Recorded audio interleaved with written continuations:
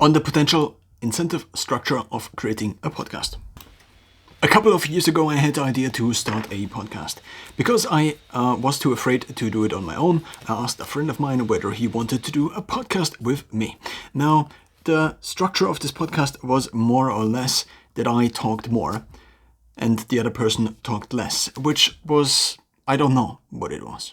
We did about 40 episodes, which took quite a while, and I also dove into podcasting, into the covers, into where to upload, where to distribute, and so on and so forth. And a few years back, I think it was a little bit more difficult than it is now, because now you have, with Anchor and Spotify, for example, just a one-stop shop where you can just upload video and audio files, and it does pretty much the rest, apart from now the distribution, which it did previously, I think, to all major platforms, but now it seems to do it only to Spotify and Anchor itself.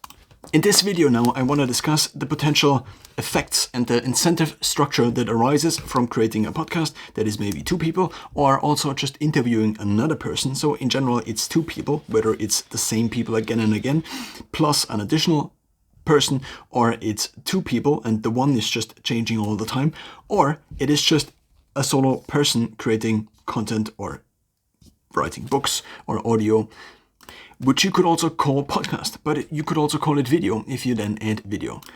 If you are alone, then the product responsibility is on you.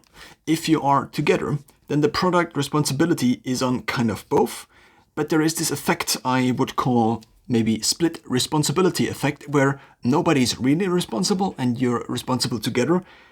But then we already have the major second issue, I think, that arises.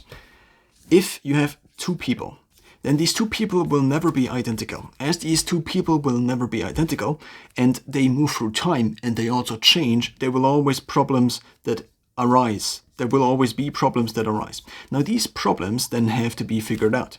What about this? What do you think about this? What about this? What do you think about this?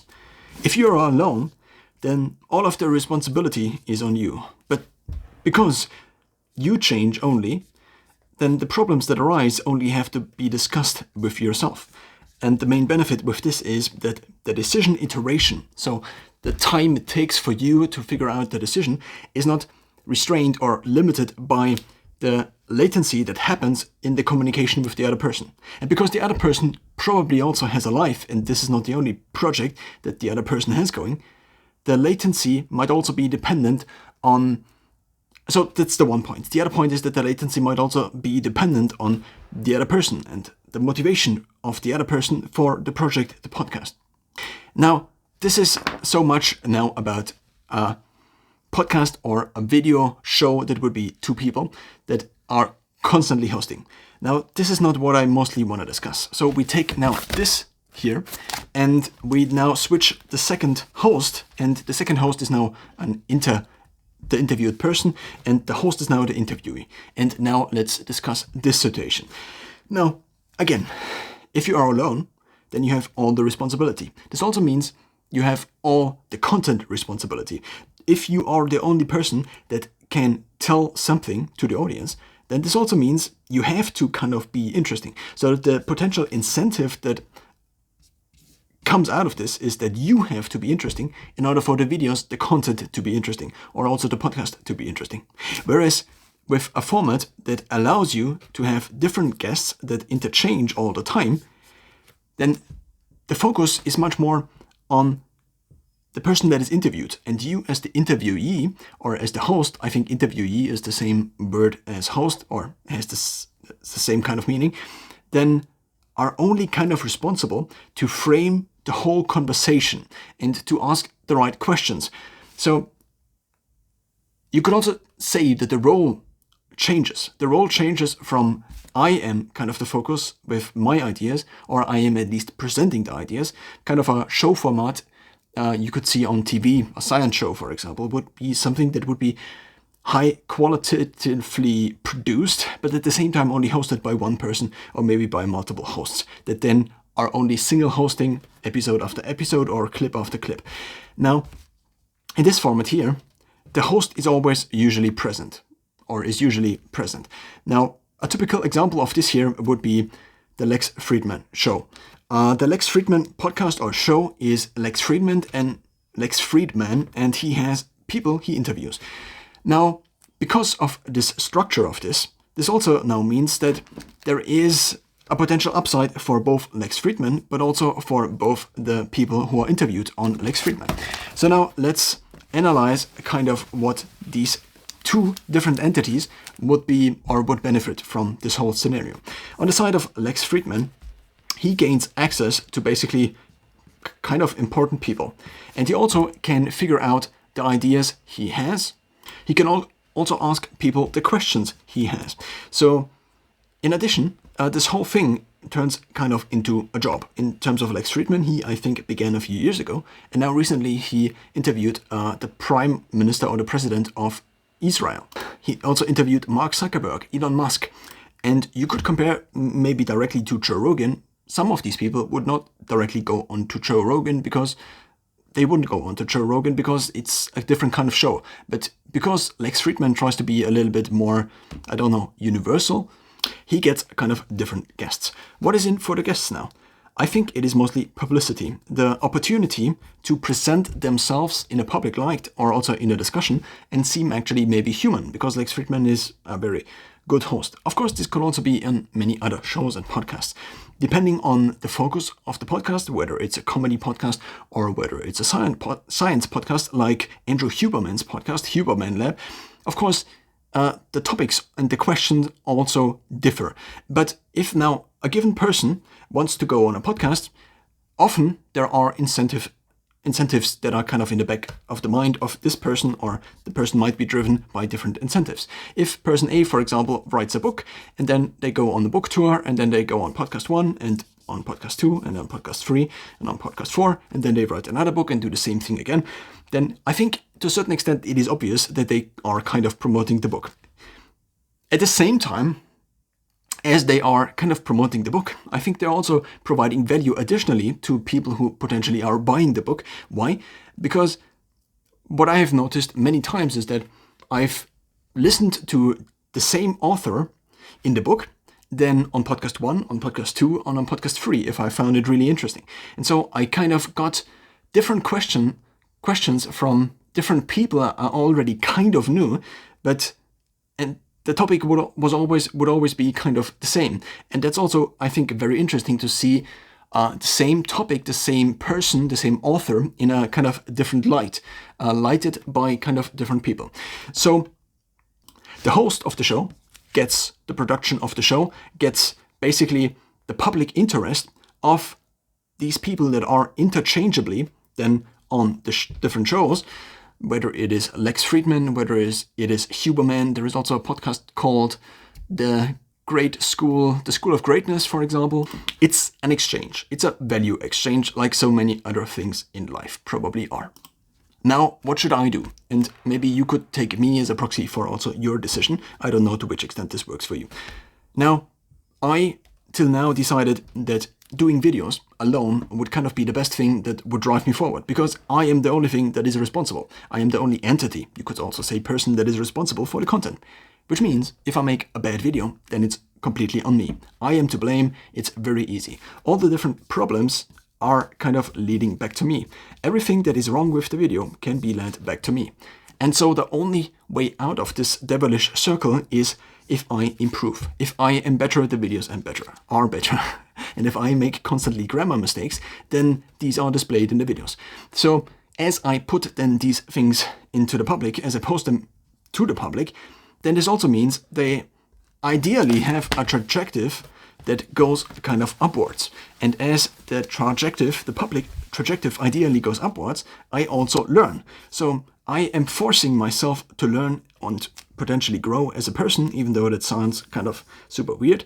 And ideally, these improvements would compound in some kind of fashion, and I, over time, would grow. And also grow in the public eye. And this would also kind of create a story arc. Because if I already would be, I don't know, a Nobel Prize winning scientist in the beginning, let's say here, then what else is there to do if I already would also additionally have an Oscar and all the different things that are basically acknowledged by the public as markers or hallmarks of success, and if I would already have all these things, then the only thing I can do is go down. But if I start very low, then people might say, oh, you started this low, back then you had this many subscribers and you still continued and now you are here. So just the comparison of these 2 points might create kind of a story arc. Whereas if you're already starting out and then it only can go down, which might be the case for maybe also a few people, which already have maybe a public career in some kind of regard, and by exposing more of the faults they have, and not just the published books, for example, the highly polished public books, their public value or the value that is perceived publicly might go downwards. So there might also be a few different calculations in this. This might also be why not so many political candidates, for example, already go on podcasts. And also actors till now have not been really going on podcasts. The one actor here, the other actor there, but to promote a movie, for example, it's not that common that an actor goes onto a podcast. Maybe to a certain kind of format on, for example, The Hollywood Reporter, where there are these shows where there are directors' roundtables, which I often watch. And, well, what I'm trying to say is that podcast is still kind of risky because it's a long-form conversation, and you could also argue that over time, the public or the threshold at which the public judges something and then potentially cancels a person, or the value of a person, the public value, the publicly perceived value of a person might go down, might decrease. So at something comparably small in 10 years, somebody might say, there might already then be something negative that follows a podcast conversation, for example. What I'm trying to say here is that for both people involved in this venture, it is a very big risk actually to put out a conversation like this, because, well, it could lose one of these people their jobs. And usually it's not the podcast host, because if the podcast host is somewhat successful, then it's their job already. But for somebody who is now maybe independent, who is an author, they might lose the contract, for example. They might lose their position as professor on a public university if they say something that is not very nice, or that might be regarded as not very nice. So there is risk involved in both parties. And so now, again, because there is a risk involved in both parties, if not the whole thing is made and turned into something that is maybe a video or audio or both, then if the finished product then is posted to the internet or in general into the public sphere, then the question arises, who owns the whole thing? I think in general, there is kind of a exchange for exchange. I don't know a proper saying in English for this, but at least in my language, my native language is German, there is a saying that one hand washes the other one. So basically both get something out of this. And if both get something out of this, then this might be that both people now have a podcast and they appear on both of each other's podcasts, which increasingly happens, I think. Then something else might be that they just exchange kind of different things we already discussed previously. But then the finished product is, I guess, usually owned by the person who produces the podcast. In terms of the Lex Fridman show, for example, Lex Fridman. So now the question is, what happens if person A says something like, oh, blah, blah, blah, blah, this, and now has a political career and wants this out.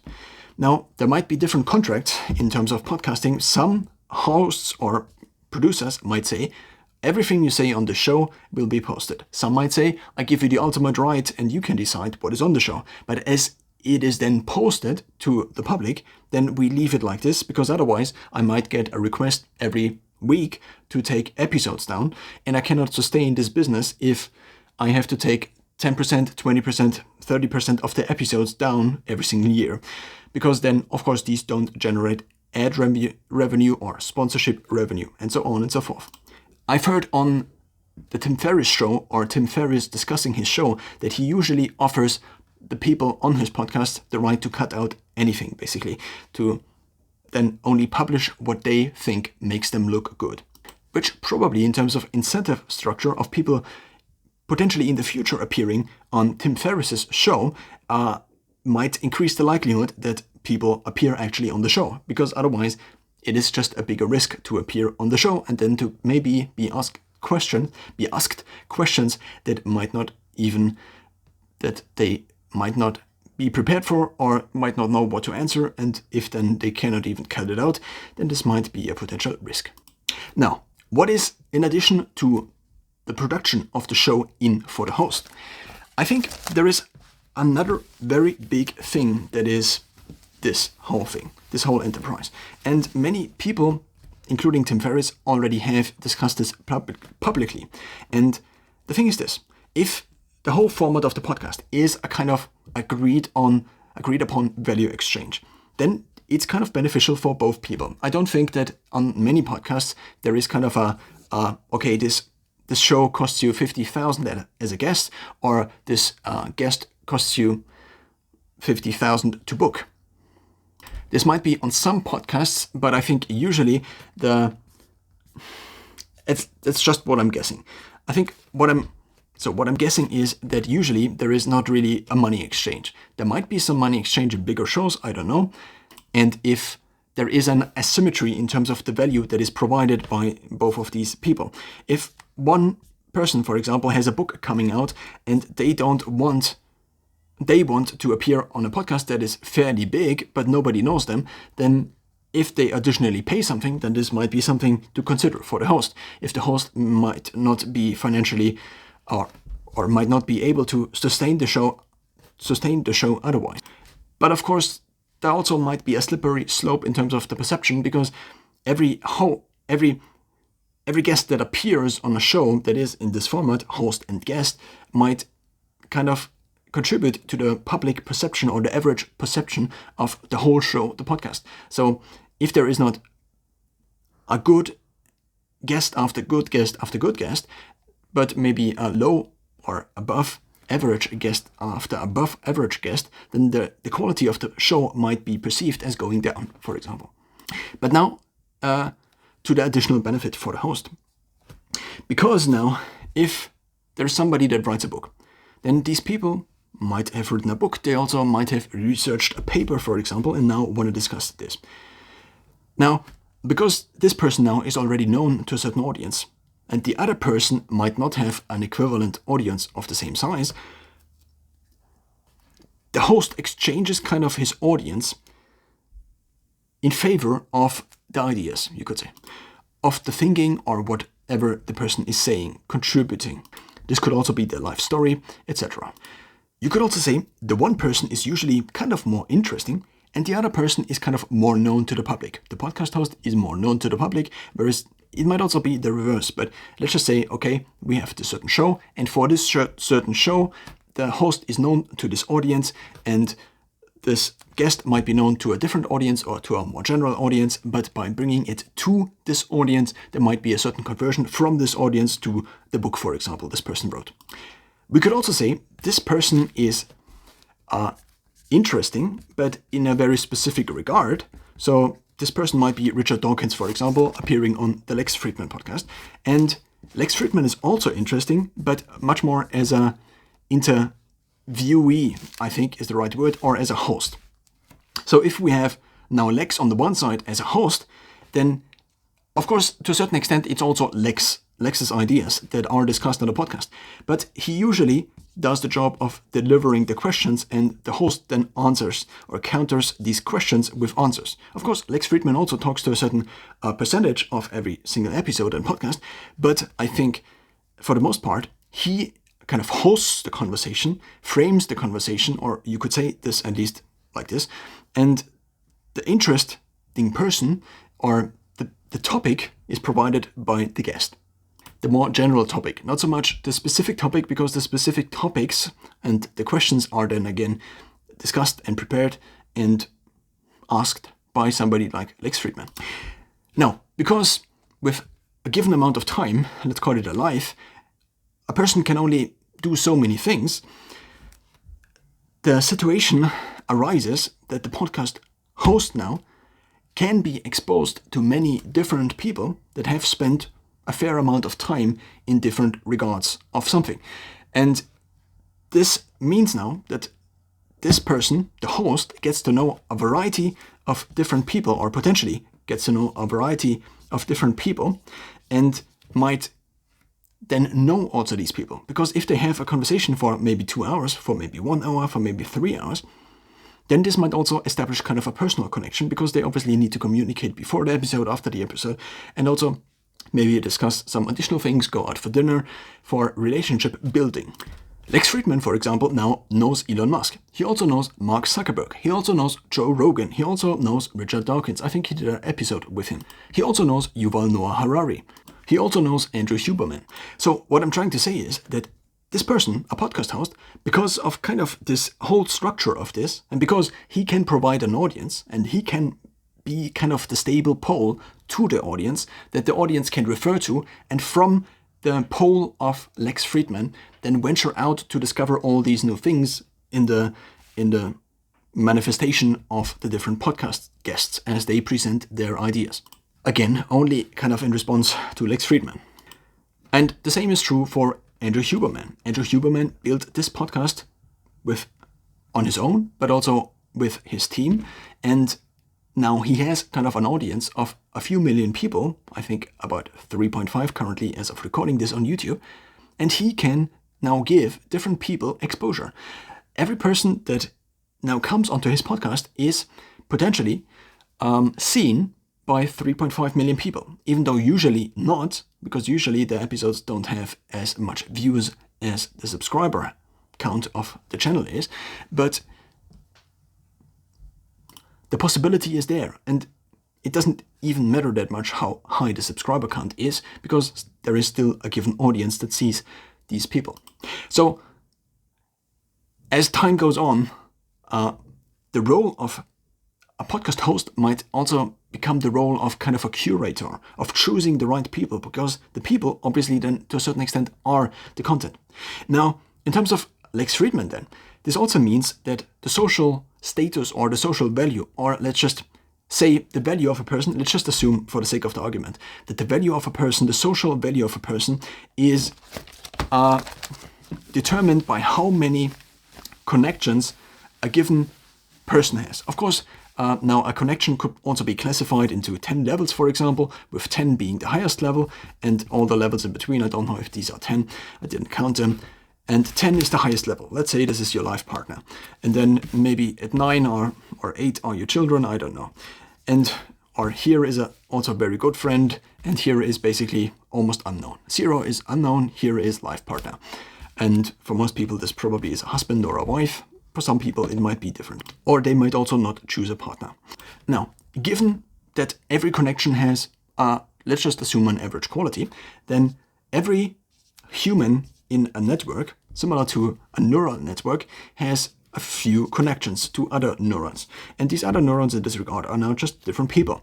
And because now a person connects to this and this and this and this and this, and maybe this neuron and this neuron, and here is also Richard Dawkins, who also wrote like 10 books, and might also have a certain given quality of the connection, then podcast hosts increasingly might become people that just know a lot of important people.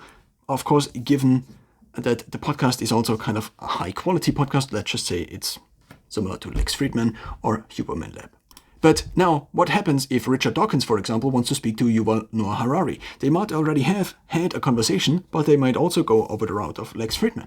So what happens now if Elon Musk, for example, wants to talk to Mark Zuckerberg? They also might go over the route of Lex Fridman. Of course, they could also choose another route, like a cage match, but they also might go over their common friend. And as Lex Fridman becomes the common friend, or at least the common node for many more of these people, they might increasingly connect over Lex Fridman. So Lex Fridman, in general, might increase in the social status, at least if we assume the social status is the number of connections multiplied by their quality. And this effect, which we might simply call the network podcasting effect or the podcasting network effect, is probably a very powerful effect, as I think I recently heard this, or someone said this, that one of the most interesting things you can kind of discover is another human brain.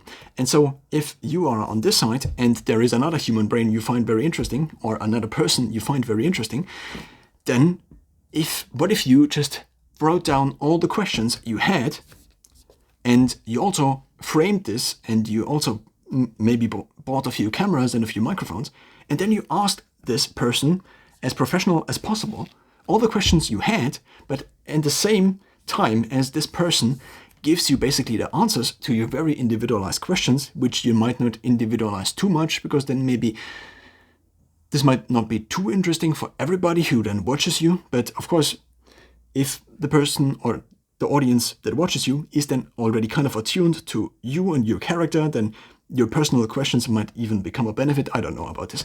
But I think what kind of then results out of this, or potentially results out of this, is that you can ask the questions you have to the people you want to get to know. And then, in addition, you have them recorded publicly, but you also have them recorded kind of for yourself. And you also now kind of have established somewhat of a relationship to this person you wanted to get to know anyway. And the cost of this is only that you have to build something out of this. Because if you have 2 subscribers, then probably... So in order to establish a show, you could also again assume you need to have something to provide. You need to have some value to provide. Either you're already kind of accomplished in any kind of way, so you might already be working at Stanford, for example. I recently, I think, saw a podcast that also had very prominent guests, similar to Huberman, for example, but they only had a few thousand views or sometimes only a few hundred. And the reason might have been that the host basically, was just not very well known. And the guests might have been a little bit more known, but because the podcast itself was not established yet, then the value of the host that can be provided by a not established podcast yet is kind of limited. Whereas you already have an audience, then you might provide more value, which might in return allow you to attract bigger guests, and so on and so forth. So it's basically a value exchange that kind of in, not a seesaw, but kind of in a spiral. But you cannot draw a spiral in 3 dimensions very well, but of course it goes kind of like this, but that's not really a display that has 2 entities. So you could also say it's kind of a whip, not a whip, but something that goes along like this. Here, person 1, person 2, and both, we could take different metrics, but maybe it's just in general success. You could also say social perception of status, and so on and so forth. As basically the podcast is built and the guests also exchange, it basically might contribute each other. They might contribute to each other's uprise kind of in value, and you might increase both the value.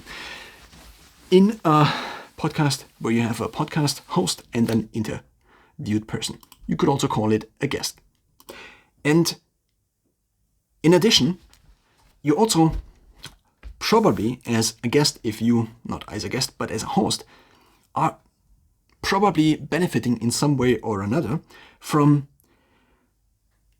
the limits, the constraints that are put on you. Because you have to behave in a certain way to talk to certain people with higher social status. Let's say it's a professor at Stanford. Let's say it's somebody who wrote already 10 books that sold very well. Let's just say it's a president of some country. You might want to maybe constrain certain elements of your character or of your behavior that you otherwise would display, and therefore put yourself in a box, play a kind of the role of the host, which might be beneficial.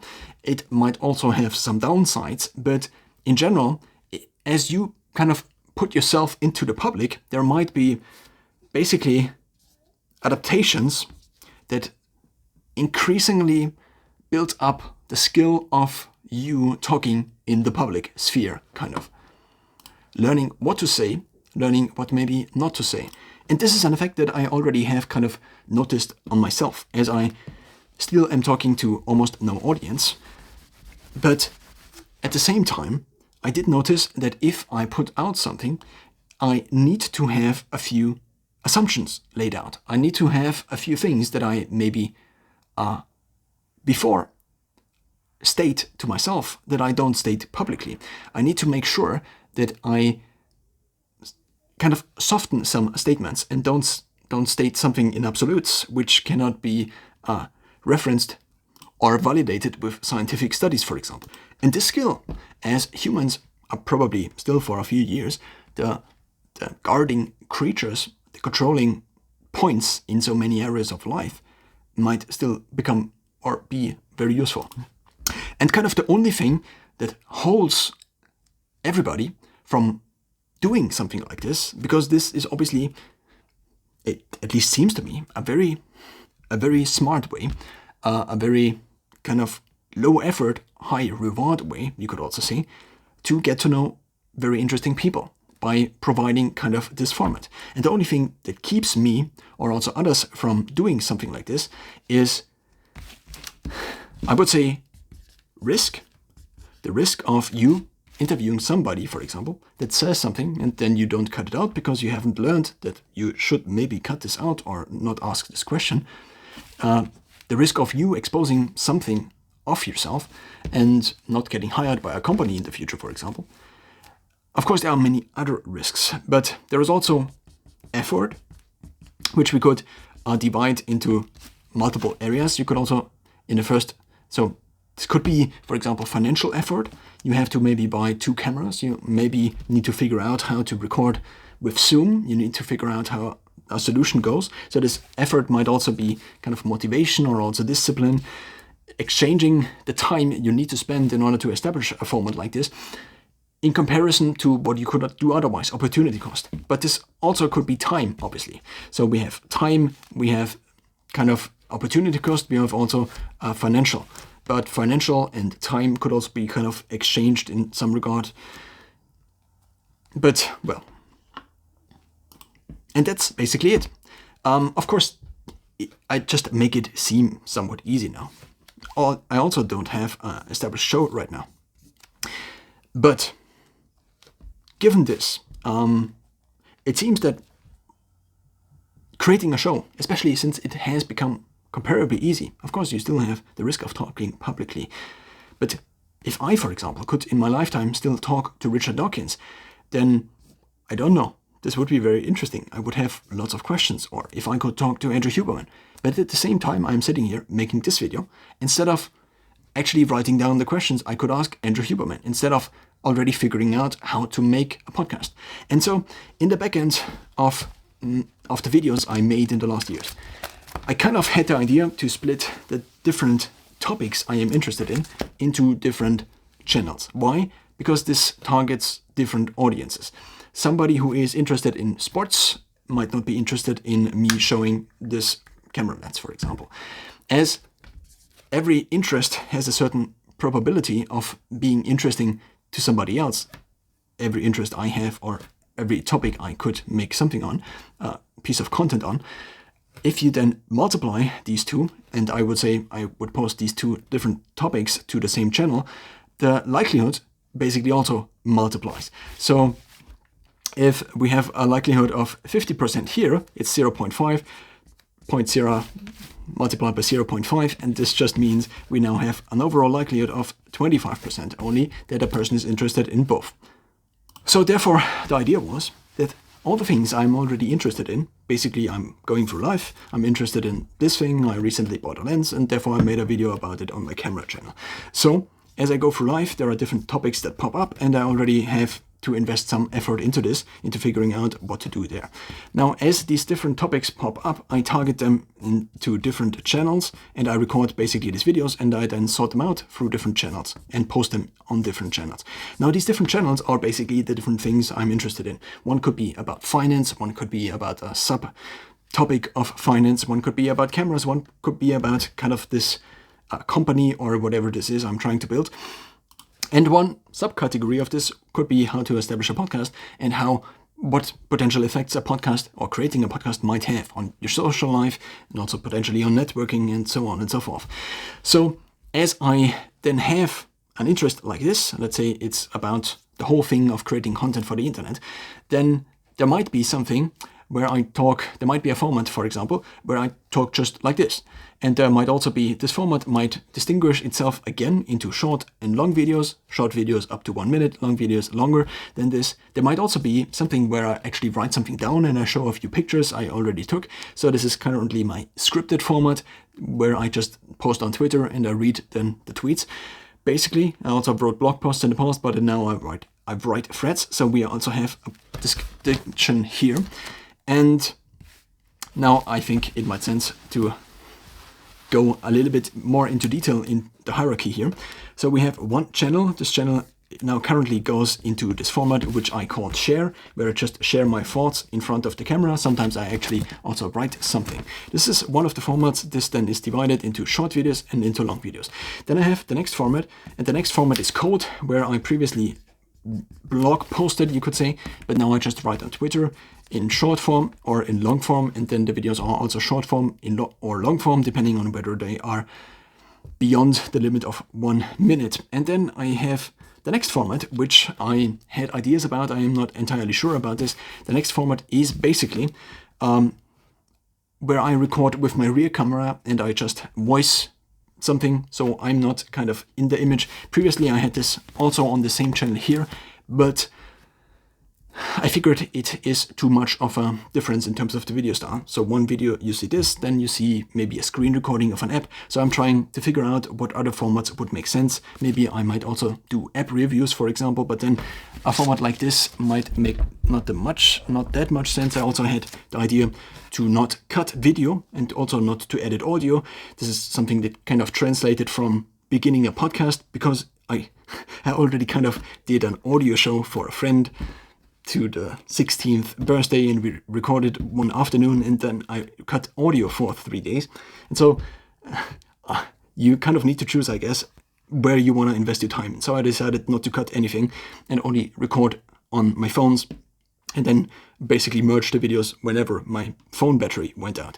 So what I'm trying to say here is that I would have ideas for different formats. One might be just recording with the rear camera, something, I don't know, a city, for example, and maybe about traveling, but I don't have figured this out. And then another one might be things like app reviews, where I just record an app screen or something else. But these two formats are not established yet. So currently I have the share format and I also have this code format. Now, the really big third format actually has been long planned as the show. And what would be the show? It is kind of the same channel name. So, in terms of this channel, it's a certain name. I might change in the future, so I don't write it down here, because then the video would look old in the future. And so I have these main different formats, and on the show now, it's not just me. So these two formats are based on me. I call them solo formats to some extent. And these now would have the host and guest dynamic. And now if I have a podcast on a topic like this, of course, these other, the trick now, it's not a trick, or it's just kind of, it makes the whole thing more confusing. Because podcast, as it was established, was first audio. Then people figured out if they added video, then they would have a video podcast. But then what is a podcast if it's not just audio? So therefore, podcast is a kind of format that can also be video, but usually it's just a format of video that doesn't have too many visual elements in it, such that people can also listen to it on audio. So as podcasting evolves, the term might also mean something different in the future, because people might associate something different in the future if now everybody has a video podcast. But what I'm trying to say here is that this here, the share format, for example, is also available as a podcast, as just audio. But it is also available as a podcast with video on Spotify, for example. But I'm kind of latent in posting these, because currently I mostly post to YouTube. And the same is true for the code. So I did not call this specifically podcast, because I think of podcast just kind of as a way of distributing the content I otherwise would produce anyway. And I also figured out, if I just would produce audio, if I at the same time could also record video and not have too much storage of the video taken up, then why not just also record video and maybe draw something like this here, and then make it also visually a little bit more engaging compared to just listening to the audio. But you can also listen to just the audio. So therefore I called this the show, and the show is just an obvious name. And I called this also the show because TV shows, for example, are also called shows, and they are video shows, which also could be listened to just with audio, but sometimes not. So in short, these would be the three formats. And I haven't launched any show yet, because I think I need to figure out a few things yet. So one of the ideas I had was one of the problems I have is that for here I decided to optimize for consumption on mobile, and to record everything in this format you're seeing right now in 9:16 in vertical or in portrait, compared to shows where usually it is 9:6. It's not 9:16, but 16:9. And so I don't really know what I should do there. I had kind of the idea of a very rigid, not rigid, but rugged, is it the right word? Implementation, so very rough implementation, you could also say, that I would just let a guest record basically on the phone, maybe an additional mic if they have one, and then I would record in my usual setup here, and I would maybe not record here, but here, and so I could watch on the screen. So I have my notebook here and a second monitor here, and then this would record me, but I also could watch directly. So this would be one on my end, basically. I would use the same setup, and on the other side, since phones are getting better and better, they probably could plug in a mic, and then, or maybe they already have a good setup, and then the other side could also use something like this. And this would be possible with software solutions like Riverside. There also seem to be a few other solutions. I cannot think of these right now. So for Riverside, you would have to pay in full HD, and the other solution I cannot think of. There is something called Zencaster, I think. There is also another solution called StreamYard. This is the software Chris Williamson, for example, uses. And he, I think, made a few very crucial right decisions. He just made in the beginning basically Zoom call after Zoom call after Zoom call. Not specifically a Zoom call, but it was basically just an interview over the web. Now, this might have a few downsides, not meeting these people in person, but it also means that you do the interview and you can prepare the questions. You also don't have to establish a setup every time.